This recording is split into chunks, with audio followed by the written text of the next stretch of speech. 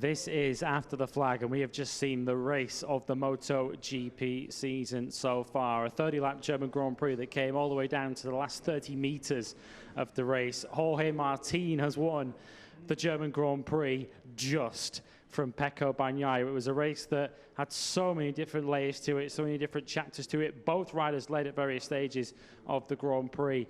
The two title contenders going toe-to-toe. Lewis Sotheby and Simon Crieff are ready to talk you through all the big talking points from that Grand Prix. And Simon, first of all, before we even get into the details, just what a battle that was. Yeah, and both really wanted it, didn't they? Which was great to see, great for us. I have to say, even though Pecco was second, he probably impressed me as much today as he ever has. Just how well he managed everything. I could just see his mind going, thinking what to do. It was just that mistake, touching out of the last turn, that put between 3 and 4 tenths between them, and he still managed to mow that down on the last lap and almost do it. I got to say, as amazing as Jorge has been this weekend, I really saw the champion in Pecco. You know, it was really nice to see how clever he is basically on the bike. When it comes to Jorge, I'm just so happy that Jorge, I've kind of been a Jorge supporter for a lot of years, because seeing his just natural ability, natural speed, and he's not achieved what I believed he would. You know, I realised that he had that big injury. The bike wasn't great last year. He had that, the one that the factory boys didn't want, you know, and a couple of them struggled. There's the touch that lost, I think, 3-4 tenths, and still he hunted him down, you know. That's not completely fair, because Jorge was doing an amazing job riding defensive. So we'll never know if that was an outright lap who would be quicker, but what a job from both of them. So just to finish a bit about Jorge, I love seeing a rider realise his potential. That's the words I was looking for. And this weekend, and races building up to this one, that's what Jorge is doing.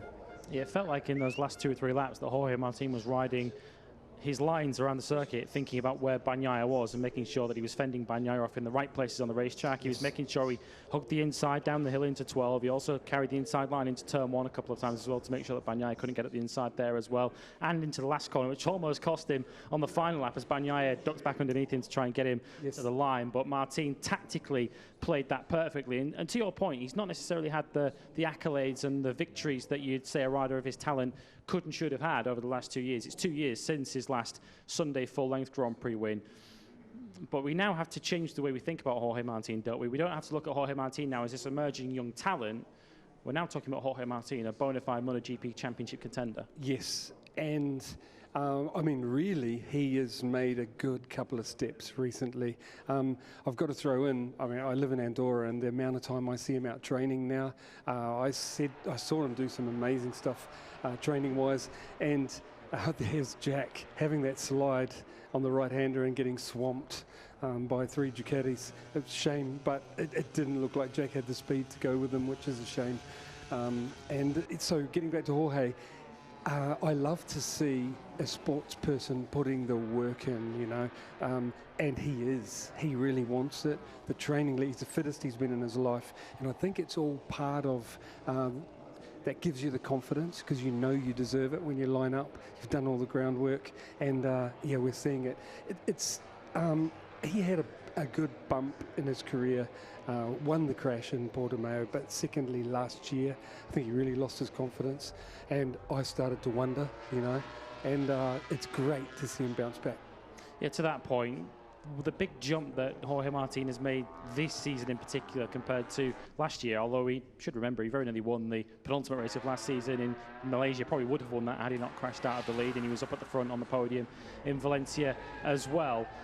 Is the big step forward this season confidence? Is it mechanical in terms of the equipment that he's got? Because I think it was fair to say that he and Joan Zarco weren't too happy with the GP22 package they had last season. So is it a combination of both, or is there one particular factor that's seen Martin just make this leap forward? No, I think a part of his dip last year was not being confident with the machine, you know, and like I said, the factory boys didn't want it, and Johan Zarco, the factory guys, changed it, and they left Marini, Zarco, and Jorge Martin with that machine, and Jorge just didn't get on with it, you know, and they came out with that front ride height device, lost riders' confidence, including Pecco, Jorge, and you could see him spiraling a bit, you know, and I was like, oh no, right when he could have had the factory ride, you know. So I think that was part of him not getting the factory ride. Now, the good machine that the factory boys had last year, he's got it now, and a little bit more, 23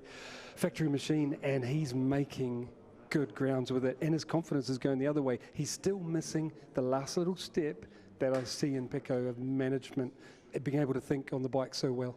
We'll revisit the battle for the victory between Martin and Bagnaia shortly, but the best of the rest today, third consecutive Sunday podium for Johan Zarco, third for him today, and he gave his reaction to Matt Burt. Johan, this golden run for you and the team continues. That's now for the first time in your MotoGP career, podiums in 3 successive Sunday races. Never an easy one here in the Sachsenring, but you must be super happy with the way that race turned out. Pretty happy, yes. Any problem on the start this time, I could get this good start, and the bike worked pretty well since the beginning of the race. I could see that my pace could be immediately quite good. I was able to use a good grip from the rear tire, but basically was strong in the brake, so I could not find the space to overtake. And Alesh arrived with the soft rear tire and really tried to use the potential of this tire. And when you overtake the other rider, I say, okay, I have to push myself also to immediately catch a good pace and go with the top guy. So after the first lap, I got this good pace, tried to fight as well as possible, do nice overtakes, and Marini and Binder, they were going quite fast, and I could make the effort to stay with them. Then Marini drops a bit with the rear tire, so I was alone with Brad, trying to control also my rear tire, thinking about the end of the race. He did this mistake in turn 8, so I was alone in 3rd position. End of the race, when Bezzecchi was still pushing, I had to stay very focused to keep a gap with him. 1.5 seconds is a good gap, but it can disappear also in a quick moment. So I was pretty focused. Last lap I did a little mistake, but I was good enough with the gap to enjoy this podium. Johan, you're so spectacular to watch in turn number 11. Again, that was your corner out there in the Sachsenring. I guess it looked like there was going to be a big battle between you and Brad Binder coming before he made that mistake into turn number 8. What did you see that happened to Brad? Because that's a fast crash there. Yeah. I was behind him, and I could see that he was going quite fast into the corner, but this is the style, and because you cannot use a very good drive in the exit of turn 8, during the race you try to compensate it with a good entry. But I think he was sliding with the rear and maybe close a bit the front, so then he went wide, and the tough thing in turn 8, as soon you go a bit wide, then you are immediately too wide. So he tried to control it, and he did a big slide, crashing in the gravel. So yeah, seeing from behind, it seems that everything happened slow, but it's quite fast. You had your own big scare as well, Johan, on the very last lap. You lost the front going into the first corner. How close was that, and what was going through your mind knowing that you're on the podium? I wanted to keep the gap with Bezzecchi, and the gap was done. And then when I brake, I saw something moving in the first corner, and I was thinking maybe the top 2 guys are fighting together, and maybe one of them crash. And a moment I was thinking about that, I almost crashed myself. I got very scared because I could save it, but then the time to slow down, I went quite wide. I checked Bezzecchi, was still not there. But just to go wide in this first corner, then turn 3, I had another slide because it seems the tire on the right side were a bit dirty. So my last lap was 23.4, almost 2 seconds slower than the top guys, and it seems that it was more than a qualifying lap. I think after this weekend, John, you deserved that little bit of luck on that last lap. Huge congratulations again to you and the team, dominating the team championship. Another double podium for you and Jorge in Le Mans, Mugello, and now here in the Sachsenring. Wish you the best of luck next weekend in Assen. Great job. Thank you very much.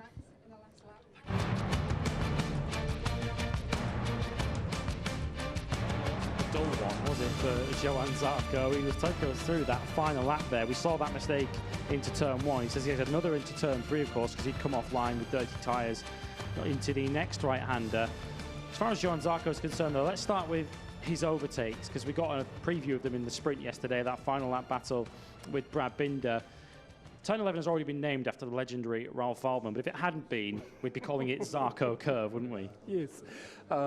I loved his passes there because basically it's riders looking for another edge, because you can't pass on the brakes and you can't pass an acceleration, and they're looking for that and then go, right, got to look for somewhere else. And to carry that extra speed, you have to, get wide on the left hand to go up the inside. And it's brave, because you're talking between 4th and 5th gear, 4th for the left, 5th for the right. I mean, you're flying. And to go tight and to the right, you have to suffer on the exit because you've gone in too tight. And to stay on the track is a skill, or not run into the other rider. He handled it amazing. It's brave, and that's why I had to bring it up in the race. Really cool. So, I mean, we talk about Aleix being fine wine. I've got to say the same about Johan recently.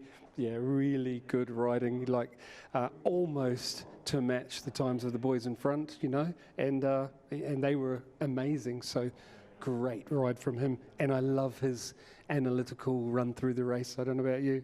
Yeah, he's so good to listen to, and it's so easy to overlook him given that there are a lot more younger riders and more exciting young talents at Ducati, but Johan Zarco continuing to prove that he certainly belongs with that company. 3 consecutive Sunday podiums for him.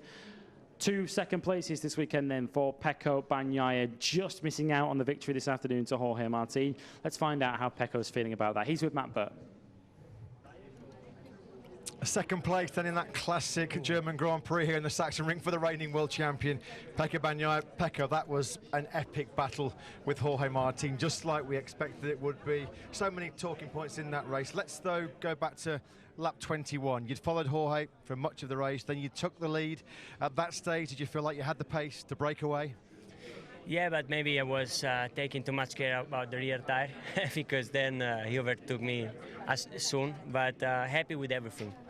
I think more than this was impossible. I tried, and 2 laps to go, I tried in the downhill, but he closed well the line, so it was difficult to overtake.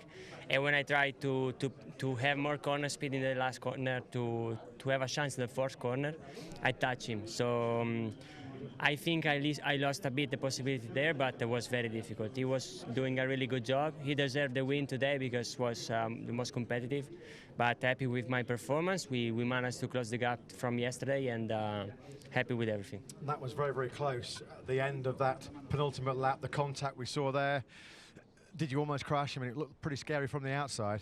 I wasn't expecting to touch. I was seeing that I was close, but then I feel the touch, and unluckily I lost a bit of time. But I was just trying to start a maneuver of overtaking the 4th corner, but it was maybe too ambitious. You said yesterday after the sprint that Jorge Martin is now producing the performances that you expected. 16 points now behind you in the championship. He won the sprint yesterday. He's beat you today in a very, very close Grand Prix. How do you see this battle with Jorge now unfolding as we move into the season? Could be fun. We can enjoy, we can have fun, and let's see in the future. But right now he's in a good shape. He's doing a really good job. He's his 3rd podium in a row, so he's very competitive. Last year, of course, we moved to Assen next weekend. You won the race here last year. You know the improvements that the Ducati has made, so you must go there believing, again, you'll be fighting for the win in both the sprint and the Dutch TT. First of all, I hope to see the conditions, because Assen in dry is one of the best tracks, so I would like to enjoy everything. And apart that, let's see. For sure, it's a track where I have a good feeling. A track where I feel that our bike suits well, so let's see. But also Bezzecchi will be competitive there. Maybe next weekend you'll be the one that gets the better of Jorge. Great show for the fans. Great job this weekend, Pecco. Congratulations. Grazie mille. Yeah, it was some battle, wasn't it, between Bagnaia and Martin. This was Bagnaia earlier on in the weekend. the number one on that Ducati for now. Of course, we'll wait and see what happens in the rest of the season to see if he's going to keep that into next season. Bagnaia and Martin go back a long way, don't they? They were teammates in Moto3 with the Aspar team going back 6 or 7 years. But in terms of their MotoGP adventure, Bagnaia is a step ahead in terms of his development in MotoGP, but boy is Martin closing that gap quickly. Yes. And I can see, like when you look at them, Jorge's outright speed is, I mean, Pecco's has always been amazing, but you can see Jorge's outright speed is even more dangerous, you know. But the other thing I see is the 2 years more that Pecco has had in MotoGP. I literally can see it when they're out there riding, and that's why I still think at the moment Bagnaia's 2 years experience will be more valuable than Jorge's little bit of outright speed over Pecco, you know, if you just look at their natural speed. Pecco does everything so well, manages everything, lovely bloke, love listening to him. And yeah, that's you can see my gut feeling. Jorge still has some rough edges, you know, but man, is he fast. So all the other riders will be worried about Jorge, including Pecco. It's kind of ironic as well, isn't it? Because so often in the past we talked about Jorge Martin as the expert qualifier. He was so good on a Saturday. We'd so often see him on pole position. We get to see him on pole position this season, but he's able to deliver on a Saturday afternoon and on a Sunday. Just quickly on Bagnaia then, we heard from him there. Those final couple of laps in particular, is there anything that Bagnaia could have done differently? Well, the only thing was not touching, because I think without that touch, there's a very good chance that you know, that very, very close finish would have been enough, you know. Maybe not, you know, we'll never know, but I think there was a good chance. It was basically 50-50 who was going to win without that touch, and that touch made it, I thought, impossible, but then he even made it look possible. So yeah, like I said, amazing job from Jorge, but I would say that Pecco impressed me today almost as much as he ever has before. I can really see he's comfortable in his champion's skin now, you know what I mean? He knows he's the man to beat. He's making the right decisions. That would have been so easy to crash at their pace. Like Zarco said, it was like a qualifying lap on the last lap, and with worn out tyres, you know, after 30 laps, going that speed, they're both awesome to not make a mistake. We'll hear from the race winner shortly, but before we hear from Jorge Martin, we have to discuss the rider who I'm sure you're all tuning in thinking, well, where was Marc Marquez? This is the Saxonring. Marc Marquez has won in his last 11 appearances here. Marc Marquez did not start the Grand Prix. He withdrew following a crash in morning warm-up. A big high side coming through turn 7 this morning. That was his 5th crash of the weekend. And I believe it was his 6th, because I asked his team on how many crashes on Friday, and they said 2. Well, we definitely only saw 1, didn't we? He had that near crash coming through the waterfall, right, I guess, which he just saved. But I said yesterday that it was a new low for Marc Marquez and Repsol Honda collectively, but they went even lower today. Super sad. I've got to, we're about to see it, I think, the fall. Oh, yeah, rear come around. That's, yeah, nasty, and it's fast. Look, what I put this all down to, this whole weekend, is Marc, the fastest ever. I mean, last year, the race was won in very high temperature, but this year's race was 20 seconds faster.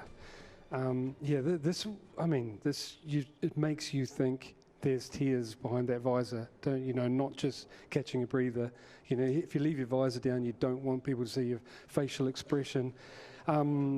Look, Marc won repeatedly here, and his best ever win, thanks to Neil Morrison, my good buddy. I had a cup of coffee with him, we talked over this. He gave me the stats that Marc won at his best ever time here, you know, right conditions, hammered down, and was 7-8 seconds over race distance slower.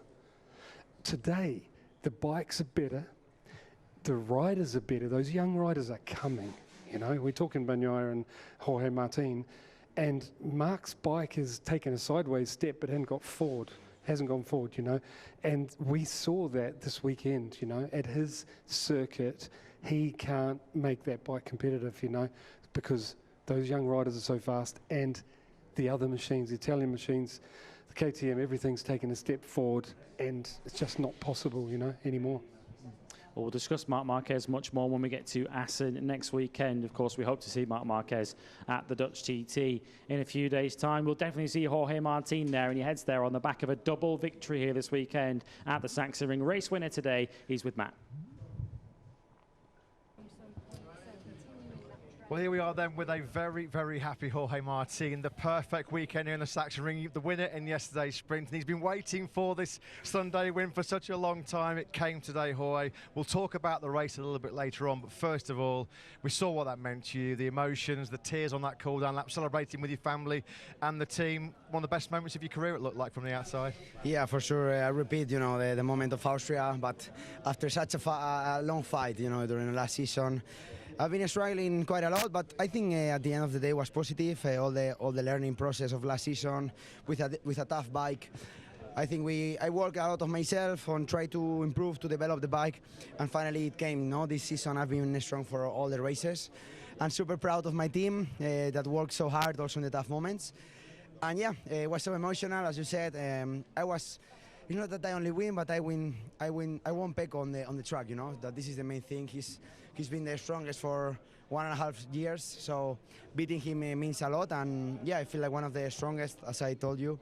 Hopefully we can keep this pace till the end of the season. Always great to beat the reference rider, the world champion in MotoGP, and in a race like that as well, Jorge. Let's go into that race though. You led for such a long time, and then lap 21, he came through. What were you thinking at that stage? Because he clearly felt he had the pace to make a break. Yeah, at the beginning I did a really good start. I was second on the first lap again, so it was good. Then I struggled a bit more to overtake him, but on corner 12 I was super strong. And then I tried to put the pace and do the same as yesterday, but I had to manage the rear tire. So that's why I didn't make a big gap, just 0.6, I think that was the most. And I was managing the thing and the distance, but then something happened on my, I was a bit uncomfortable, I cannot say what happened, but then he catch me. And from then I changed the strategy. I just tried to, I tried twice to make again a small gap, but he was straight away putting again a fast lap. So I just tried to change the lines, try to manage the situation in every lap, making different lines. So he was a bit, not knowing my line, and finally I could, the last lap try that gap to win. It was a crazy close battle, as we knew it would be. 100,000 fans loved it out there today, Jorge. But there was a scary moment. I don't think you realised. Did you feel the contact in that last corner on the second to last lap? I saw on the television. I felt the bike was moving, but I thought it was the tires because I was struggling a bit on the rear on the last 5 laps. But then I saw that I had a small gap, and I said, okay, it's the moment to go 100%. And even though he fight back and he almost arrived to the first position. So I was a bit lucky, and at the end he had something else, but I did a better race. Jorge, 6 podiums now in the last 6 races, 16 points behind in the World Championship. This looks like the start of what could be a big rivalry this season between you and Pecco. He said he's looking forward to it. Should be a lot of fun. I guess you feel the same. Yeah, for sure. I mean, sorry. Great here, Aleix Espargaro, of course. Aleix and Jorge, very, very close friend. I know Aleix in the early part of Jorge's career did a lot to support this young man. But yeah, this looks like the start of what could be a real big fight between you and Pecco for the championship. And both of you looking forward to it, Jorge. Yeah, for sure. I mean, we know each other for quite a long. And yeah, he's so strong. He now, I can feel like yesterday he was struggling, but then today he was even almost faster than me at the end of the race. He have really good tracks coming still, and also myself. So will be an intense battle. The most important thing is to be constant, as I've been for the last races, and hopefully we can arrive till the end of the season. You've done it at the Red Bull Ring, now the Sachsenring. Huge congratulations. Now on the Sachsenring we go. Yeah, we'll try that. Yeah, you need every circuit now to be named after the ring, don't you? But awesome job, great show, Jorge. Well done. All right.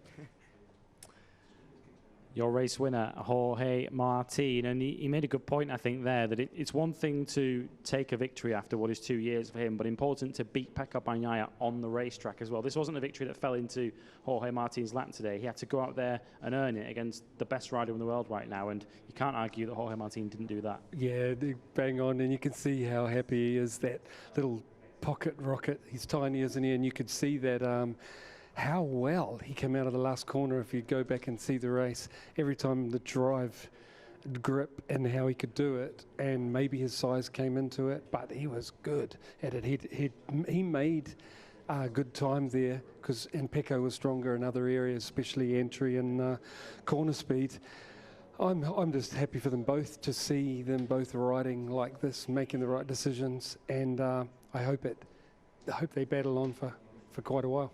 8 Ducatis in the top 9 this afternoon. That just shows you how superior they were this afternoon. The only rider to get in amongst them was Jack Miller for KTM. A real bittersweet day for KTM. Jack Miller getting that KTM RC16 home inside the top 6, but unfortunately for them, losing Brad Binder this afternoon, what looked a really nasty crash. Yeah, I mean, Brad's pace was really good. I will never know, but it looked like on for the podium. I don't know what you thought. And it's such a shame. It looked like Johan saw the same, lost the rear, couldn't quite see the front of that win as well, but there's no runoff.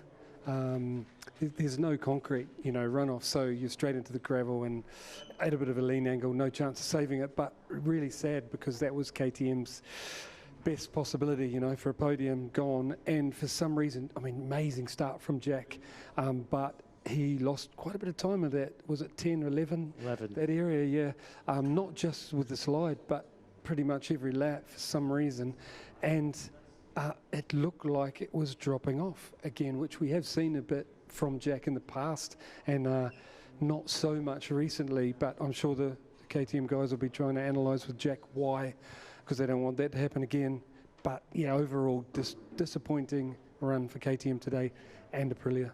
We've already covered Honda, of course. Only one Honda started the race in the end with Marc Marquez's withdrawal this morning. That was Takada Kagami, who brought home some points for LCR.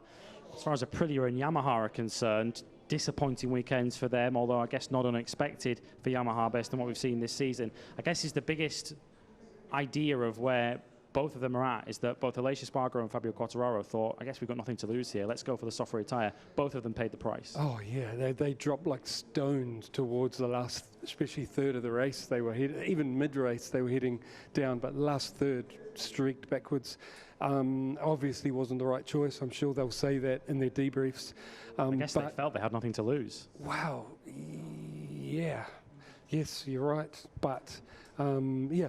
It's easy to say in hindsight, but it obviously wasn't the right move the way everyone else chose was. But I suppose they hoped the speed of the S could get you in front and you could hang on there, which looked impossible at the end. A side grip, I imagine, disappeared. The Aprilia, again, not achieving the results that they should. Yeah. The thing isn't good off the line. We've seen that all season, and that makes the race so tough. But I would have thought the bike was more competitive otherwise than the results they've got so far this season. Yamaha shows the trouble they are in because they're testing things in the race because they think we've got nothing to lose, let's try the rear wings, different ones on each rider. And it is, I think, the right mentality to experiment because, like I said, nothing to lose. Let's try and make a step forward. Yeah, and Honda is in even more trouble at the moment. Well, off the back of this thrilling German Grand Prix, we head now to the Cathedral of the Speed. We head to Assen next weekend for the Dutch TT. If it's anything like what we saw today, you are in for a thrilling weekend before we head off on our summer break. My thanks to Simon Crafar for his insight this weekend, and we look forward to your company next weekend, the Dutch TT at Assen. We look forward to your company there.